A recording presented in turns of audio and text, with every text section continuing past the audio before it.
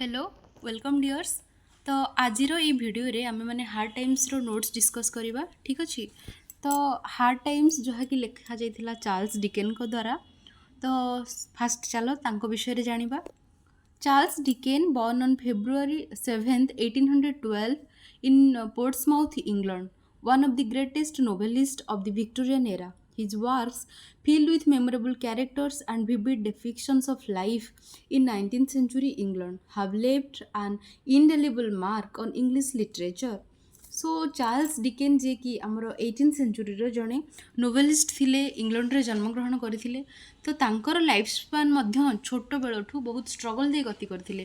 तांको बापा जड़े जे बैंक रे जॉब करुथिले परवर्ती मुहूर्त रे अधिक लोन नहीं जो बहुत करज हो पड़ते जो कि जेल जावाक पड़ता जार प्रभाव आंक जीवन में पड़ता। तेणु छोट बेलू बहुत स्ट्रगल करते 12 वर्ष बयस से जिते होते सी कौन करते ना जाकि गोटे जो सुवेयर हाउस रे काम करुले पर क्लरिकाल काम कले पाठ पढ़ा भी बंद कर दिगला। तापर आफ्टर लाइफ सी जड़े प्रोफेशनल राइटर भाव में काम आरंभ कले। सो Dickens' novels often addresses social issues such as poverty, inequality, and the impact of industrialization. All themes he explored through engaging and often emotionally charged narratives. तेणु सी जहाँ जहाँ फेस करते से टाइम इंडस्ट्रियलाइजेशन आरंभ होता। इंडस्ट्रियलाइजेशन माने कौन सब नुआ नुआ इंडस्ट्री तैयारी होता लोक मेसीन सब लगा होता फास्ट टाइम करी आ लोक मैंने मेसीनरी हो जाते धीरे धीरे लोक मान भितर इमोशन हजि जाऊला इमाजिनेसन हजि जाऊला। तेणु से ही से लिखुले। His early life marred by financial hardship and his father's imprisonment for डेब्ट heavily influenced the themes of his work, making him powerful advocate for social reform. तेणु से चाहूले समाज रे गोटे रिफॉर्म आसू समाज रे गोटे चेंजेस आसू बापा इम्प्रिजनमेंट पर लाइफ रे जहाँ जहाँ बदलाव आसला से सोसाइटी को लक्ष्य करके सी सब लिखुले। So known for his storytelling prowess and social awareness Dickens legacy includes classics like A Tale of Two Cities, Great Expectation, Oliver Twist, and David Copperfield. His ability to combine humor, satire, and pathos with keen observation of society has earned him enduring popularity. तेणु चल देखा गोटे best popular novel हूँ कौन आमर hard times से discuss करवा।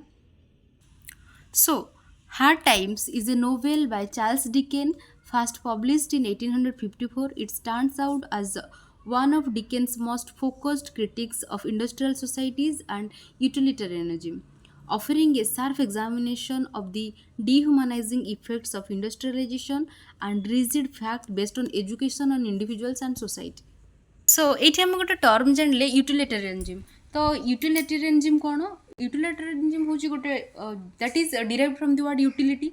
Utility माने कौन यूजेस ताने जी निजर यूजेस माने कौन निजर बेनिफिट यूज करा जाय थाए बट सम सर्टन रूल्स थाए ताकू आम कौन कहि परिबा यूटिलिटेरियनिज्म। तो ये देखा मिल आमर जी मुख्य चरित्र अच्छा जी कि जड़े स्कूल मास्टर थे जी कि स्टूडेंट्स मानू निजर पिला अपब्रिंग करेंगे यही अनुसार मीन्स भितर इमोशन नथिबो भितर केवल थी कौन some rules some facts which can be justified जहाँ भेरीफाए करा जाय परिबो जहाँ कि प्रूव करा जाय परिबो से ही से पिला मानू शिक्षा दौले। तेणु कौन पाई ओनली टू गेट हैप्पीनेस और ओनली टू गेट प्लेजर भितर लव बोली जिनस नाला भितर रिलेशन बोली किसी जिनस नाला केवल सी बेनिफिट्स ही यूज करुले रिलेशन को। से चलो देखा की themes of this hard times. Fast मुख्य थीम्स हूँ इंडस्ट्रियलाइजेशन एंड इट्स कन्सिक्वेंसेस। जिते बड़े नुआ करी इंडस्ट्रियलाइजेशन है इंग्लैंड रे तार कन्सिक्वेंस कौन रहा तार फलाफल कौन रहा साधारण जनता उपरे। The novel is set in the fictional industrialisation fictional industrial town of Coketown. So Coketown यहाँ हूँ गोटे फिक्शनल टाउन फिक्शनल टाउन माने डिकेन निजे यहाँ को इमाजिन कर लिखी कोक टाउन बोली सेमती किसी ना where factories dominate the landscape जितेबाला कि नुआ करी सब इंडस्ट्री एस्टाब्लिश होता। So Dickens explores how industrialisation creates a grim and monotonous life for workers.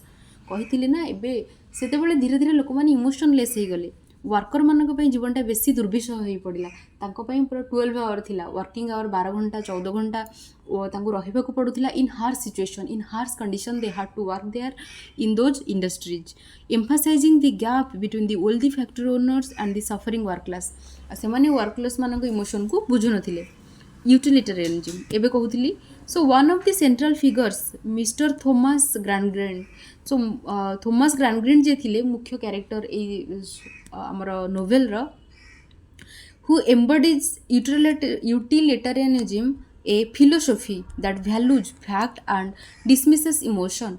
तेणु यूटिलिटेरियनिज्म कौन जे कि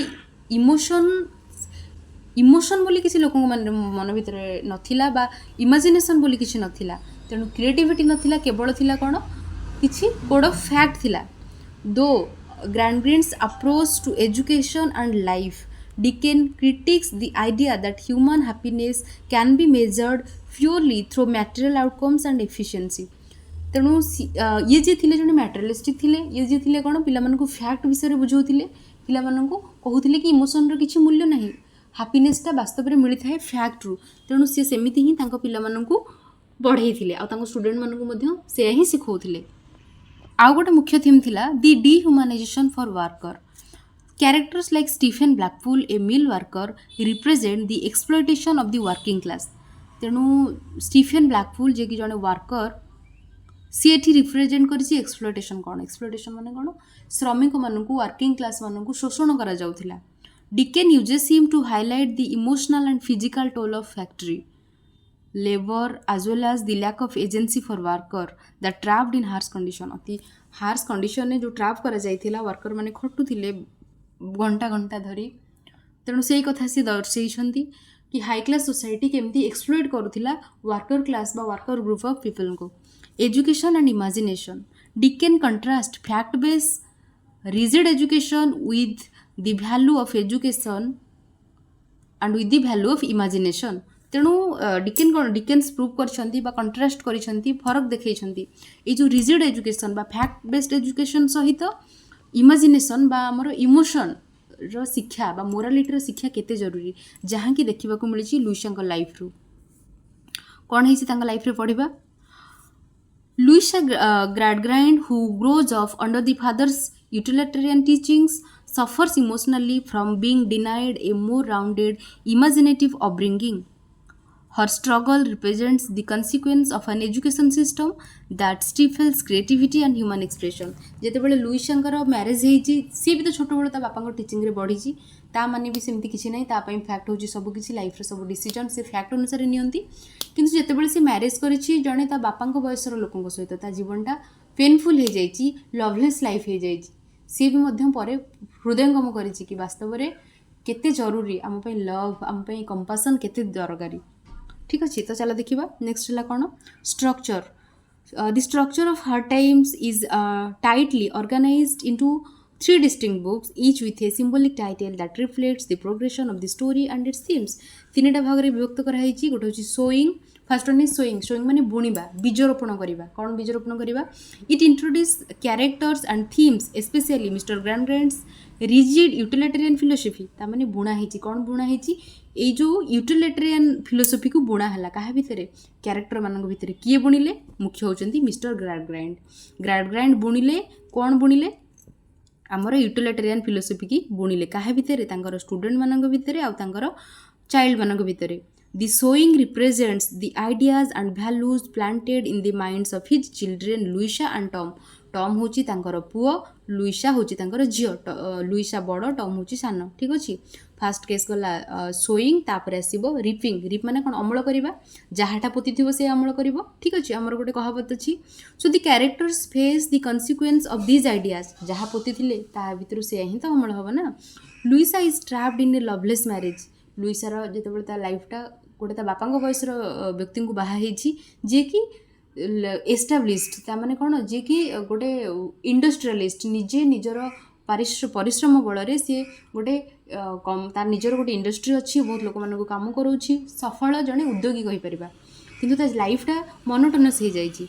टॉम बिकम्स मोराली करप्ट तार झील जीवन जमी नष्ट हो टॉम जीवन नष्ट हो. टॉम हूँ ग्रांडग्राइंडर पुओ morally corrupt leading to the trouble for both. ତେଣୁ ତା ଲାଇଫ୍ଟା ବି ସେମିତି ହେଇଯାଇଛି, ତା ଝିଅ ଜୀବନ ଯେମିତି ହେଇଛି, ପୁଅ ଜୀବନ ମଧ୍ୟ ସେମିତି ଦୁର୍ବିଷହ ହେଇଯାଇଛି, ତାକୁ ଦେଶ ଛାଡ଼ି ମଧ୍ୟ ଯିବାକୁ ପଡ଼ିଛି। ଦେଖିବା ପରେ ପଢ଼ିଲେ ଆମେ ଜାଣିବା ଦୁଇ ଜଣଙ୍କ ବିଷୟରେ। ତାପରେ ହେଉଛି କ'ଣ ଗାର୍ନରିଂ। ଗାର୍ନରିଂ କ'ଣ? The final section deals with the outcomes of earlier action. Louisa confronts her father, Tom escapes after committing a crime and Stephen Blackpool dies tragically. ତ ଷ୍ଟିଫେନ୍ ବ୍ଲାକପୁଲ୍ ଯିଏକି ତାଙ୍କର ଜଣେ ୱାର୍କର ଥିଲା, ସେ କେମିତି ଦୁଃଖଦ ଭାବରେ ମୃତ୍ୟୁବରଣ କରିଛି ଏବଂ ତା ପୁଅ ଯିଏକି ଦେଶ ଛାଡ଼ି ଯିବାକୁ ବାଧ୍ୟ ହୋଇଛି ସେ ଯେଉଁ କ୍ରାଇମ୍ରେ ଯେତେବେଳେ ଧରା ପଡ଼ିଛି। ହାଇଲାଇଟିଂ ଦି ଫେଲୁଅର୍ସ ଅଫ୍ ଦି ସିଷ୍ଟମ୍। ତାମାନେ କ'ଣ, ଏଇ ଯେଉଁ ସିଷ୍ଟମ୍, ଯେଉଁ ଏଜୁକେସନ୍ ସିଷ୍ଟମ୍ କ୍ରିଏଟ୍ କରାଯାଇଥିଲା ସଫଳତାର ସହିତ ସେଇଟାକୁ କ'ଣ ଆମର ସଫଳ ହେଇପାରିନି, ଯାହାର ରେଜଲ୍ଟ ସବୁବେଳେ କ'ଣ ଆସିଛି, ଖରାପ ଆସିଛି। ତାପରେ ଚାଲ ଡିସ୍କସ୍ କରିବା ମେନ୍ କ୍ୟାରେକ୍ଟର। ତ ଫାଷ୍ଟ ଆସିଲେ କି Thomas Gradgrind. Thomas Gradgrind a strict advocate of utilitarianism. Mr Gradgrind raises his children on the believe that only facts matter. ସବୁବେଳେ ପିଲାମାନଙ୍କୁ ଶିକ୍ଷା ଦେଉଥିଲେ only facts matter, rejecting imagination and the emotion. His rigid philosophy ultimately leads to suffering for the family. ତେଣୁ ସବୁବେଳେ ସେ ପିଲାଙ୍କୁ କହୁଥିଲେ fact ହେଉଛି ସବୁକିଛି, ଇମୋସନ୍ର କିଛି ମୂଲ୍ୟ ନାହିଁ।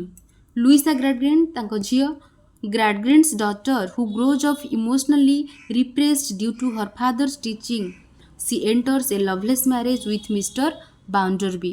ମିଷ୍ଟର ବାଉଣ୍ଡରବିଙ୍କ ସହିତ ତାର ମ୍ୟାରେଜ୍ ହେଇଛି, but later realises the emptiness in her life and confronts her father. ପରବର୍ତ୍ତୀ ମୁହୂର୍ତ୍ତରେ ହୃଦୟଙ୍ଗମ ହେଇଛି ଏବଂ ତାଙ୍କ ବାପାଙ୍କ ଆଗରେ ଯାଇକି ମାନିଛି କି ତୁମେ ଆମକୁ ଭୁଲ ଶିକ୍ଷା ଦେଇଥିଲ। ଠିକ୍ ଅଛି। ତ ଟମ୍ ଗ୍ରାଡଗ୍ରାଇଣ୍ଡ ହେଉଛି ଆମର ଲୁଇସାର ଭାଇ। So Louisa's brother who became selfish and corrupt. ପରେ ସେ ଦୁର୍ନୀତିଗ୍ରସ୍ତ ହେଇଛି, ଗୋଟେ ବ୍ୟାଙ୍କରପ୍ସିରେ ଫସି ଯାଇଛି। So mainly due to his father's harsh upbringing. ତା ବାପାଙ୍କର ଏଇ ଯେଉଁ ଶିକ୍ଷା, ତାଙ୍କ ଲାଳନ ପାଳନ ଯୋଗୁଁ ପିଲା ଦୁଇଟା ନଷ୍ଟ ହୋଇଛନ୍ତି। He takes advantages of others kindness and is heavily influenced by his father's teaching. ତେଣୁ ଦୁଇ ଜଣ ଯାକ ପ୍ରଭାବିତ ବାପାଙ୍କ ଶିକ୍ଷା ଦ୍ୱାରା। Josiah Bounderby a wealthy self made man. ସେ ହେଉଛି ଲୁଇସାକୁ ବାହା ହେଇଛି। ହୁ ଓନ୍ସ ଏ ଫ୍ୟାକ୍ଟ୍ରି, ତା ନିଜର ଗୋଟେ ଫ୍ୟାକ୍ଟ୍ରି ଅଛି। ଆଣ୍ଡ ପ୍ରାଇଡ୍ସ ହିମସେଲ୍ଫ, ସବୁବେଳେ ଗର୍ବ କରେ କ'ଣ ପାଇଁ, କି ମୁଁ ନିଜେ ହିଁ ନିଜକୁ ତିଆରି କରିଛି। ଅନ୍ ହାଭିଂ ରାଇଜେନ୍ ଫ୍ରମ୍ ପଭର୍ଟି, ଗୋଟେ ପଭର୍ଟି ବା ଗୋଟେ ଦାରିଦ୍ର୍ୟରୁ ବଢ଼ିକି ଆସିକି ସେ ନିଜେ ଆଜି ସଫଳ ହେଇପାରିଛି, ଜଣେ ଉଦ୍ୟୋଗୀ ହେଇପାରିଛି। ହି ମ୍ୟାରିଜ୍ ଲୁଇସା, ତାଠୁ ଯିଏକି ବହୁତ ସାନ ଗୋଟେ ସୁନ୍ଦରୀ ଲୁଇସାକୁ ବାହା ହେଇପାରିଛି।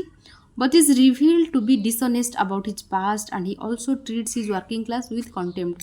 जे कि तार वर्कर मानकु मध्य भलरे ट्रीट करेनी, ता उपरे सबुबेले असंतुष्ट थांती तार श्रमिक माने, ता फैक्ट्री श्रमिक माने। Sissy Jupe a compassionate and imaginative girl taken in by Gradgrind family after her father, a circus performer, abandons her।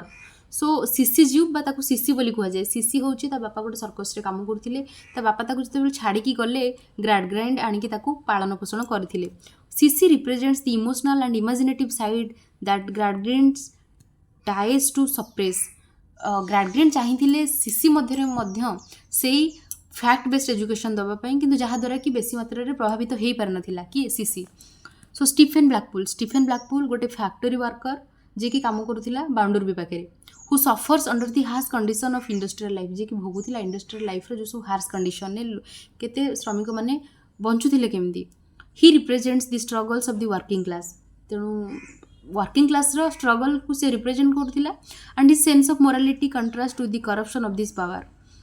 सी गोटे झील को मध्य रैकेल बोली गोटे महिला को मध्य से प्रेम करुथिबो, जहाँ बह करने चाहूब, से सी बाउंडरी पाखक जाइथिबो, कहिथिबो मु से झील को मैरेज करने को चाहिए, किंतु बाउंडरी ताको कहिबे जेहेतु तो पाखे पैसा नहीं, हुए तो मैरेज कर पारिथांतु जो तो पाखे पैसा था, तो पाखे एते पैसा नहीं कि तू गोटे एडवोकेट हायर कर पारिबु, तेणु तोते एमिति ही मरिबाकू पड़िबो, माने तो जीवन जेमिति बंचीचु सेमिति ही बंचिबाकू पड़िबो। So mistress Sparsit, Bounderby's housekeeper, she is manipulative and envious of Louisa. Actually Louisa आसवा पूर्व स्पर्शिट सहित बहुत भल बाउंडरबी संपर्क थी, किंतु लुइसा आसवा पर स्पर्शिट को आउ से भल व्यवहार करेंगे, जद्वारा कि स्पर्शिट सब एनवियस फिल करे, जेलस फिल करे लुइसा को। She represents the पिटीनेस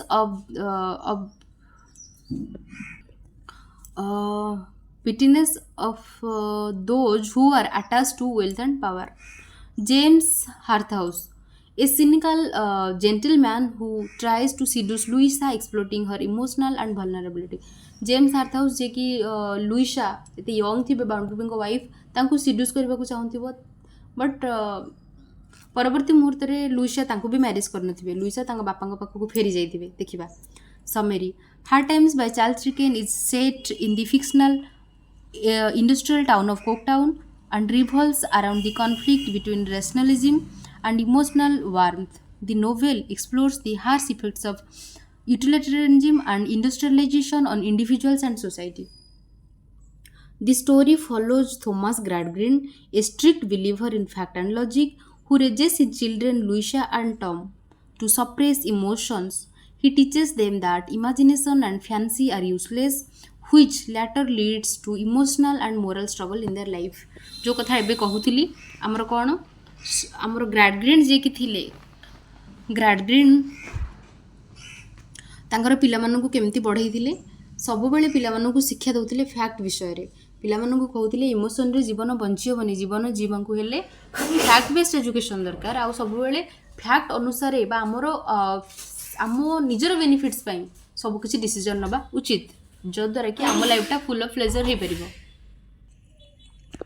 Luisa marriage Josiah Bounderby a wealthy but arrogant industrialist पर बापांकर सांग बाउंडरबी सहित बह होती लुइसार out of duty while Tom become selfish and corrupt एवं टॉम पाखक जाइए जे कि किछि दिन पर सेठी सी मध्य करप्टेड हो जाइए eventually stealing from Bounderby's Bounderby bank रु चोरी करके धरा पड़ी meanwhile Sissy Jupe the daughter of a circus performer is taken in by Gradgrin family. Unlike Gradgrin's children, she embodies warmth, compassion and imagination, showing the importance of emotional depth in life. किंतु CC जी प्रभावित होइनी Gradgrin को teaching द्वारा. The novel also follows Stephen Blackpool, जे कि जने worker who faces oppression in the harsh industrial environment of Coketown. His moral uprightness and struggles highlight the difficult condition of the working class. So throughout the novel, Dickens critiques the dehumanizing effects of industrialization. तेणु novel सारा आमे देखिबा को पाइबा industrialisation एवं utilitarianism रो result कौन हेची डिह्यूमनाइजिंग लोक मानक भितर ह्यूमैनिटी हजि जाइछि लोक मानक भितर इमोशन हजि जाइछि showing how a focus on fact and profit alone can lead to the emotional separation and moral decay धीरे धीरे आम सोसाइटी रो केमती मोरल डिके होउछि एई नोवेल रो आमे सिखिबा को पाइबा by the end Gradgrind realises the limitation of his rigid world view and seeks redemption by supporting his children emotionally परवर्ती मुहूर्त रे ग्रैडग्रिन मध्य कौन करिछि ताकु रियलाइज हेछि से तार शिक्षा भूल थिला जहा द्वारा कि तांको पिला मानको लाइफ केमती स्पॉइल हे गला so conclusion in Hard Times Charles Dickens highlights the negative effects of focusing too much on fact and money while ignoring emotion and imagination. By the end, the story teaches us that balance is important. तेणु fact आउ imagination भितर balance रहिबा दरकार both fact and feelings matter a society that forget compassion and creativity will face serious problems reminding us the importance of the kindness and understanding in our life. तेणु आम life रे feelings भी दरकार fact भी दरकार जीवन जीवा पाई दुईटा जाक ताल रखिकी आगू बढ़ा पड़ो चार्ल्स डिकेनकर ए हार्ड टाइम्स रु आमको शिखा मिलूँ भावुँ तुम मैंने निश्चित ये भिडियोटी परीक्षा उपयोगी हो पार मतामत लिखा भूलनी धन्यवाद।